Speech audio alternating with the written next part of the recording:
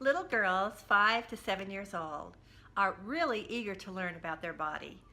I always encourage moms to take advantage of this inquisitive time and teach them age-appropriate terms and concepts that you'll be able to build on through the years as their body matures.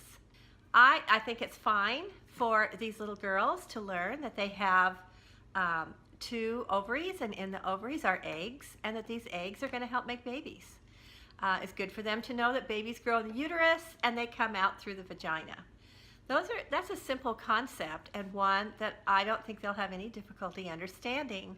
I hear some of the funny stories about what they are told, and you know, it cannot be watermelon seeds, and it can't be, I mean, there's just a lot of crazy stuff out there. So I think you want to use correct concepts, but just keep them at a very, very much immature level with just enough information to be able to answer their questions.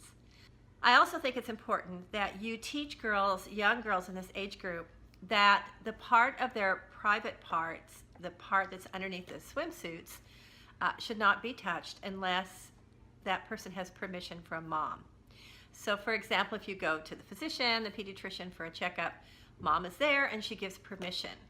These girls in this age group are very vulnerable to sexual abuse, and so we want to do everything we can to protect them. There are 3 main reasons that I believe you should start teaching these little girls correct terminology and concepts when they're young. And the first reason is that you want to start a dialogue with them, although very elementary now, that you'll be able to carry on year after year after year. Every time something comes up, you can draw back on the concepts you've taught your daughter, so that as you move into those pre-puberty years and early teen years, when she's going to tend to want to shy away a little bit, she'll feel comfortable still talking to you and being open with you about things going on with her reproductive system. The second reason is that these little girls are seeing women pregnant around them, having babies, and it brings up a lot of questions for them. So that's why I think it's okay to teach them about the ovaries and the uterus and all those things. You can see, this is my book, I'm a Girl Special Me, which I wrote for girls in this age group.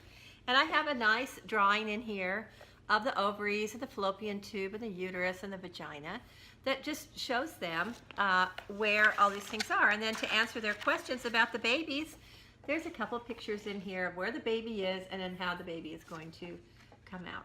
So these are simple concepts, nothing sexual, just some very basic reproductive anatomy to get them started. And the third reason is that, as I mentioned, we want to protect them from sexual abuse and make sure that they feel in control of their body and that they feel very comfortable saying no to people. This is the time to take advantage of their inquisitive spirits and begin to lay a great foundation for them in some really basic concepts and vocabulary having to do with their own body. I'm Dr. Minton with Anatomy for Kids.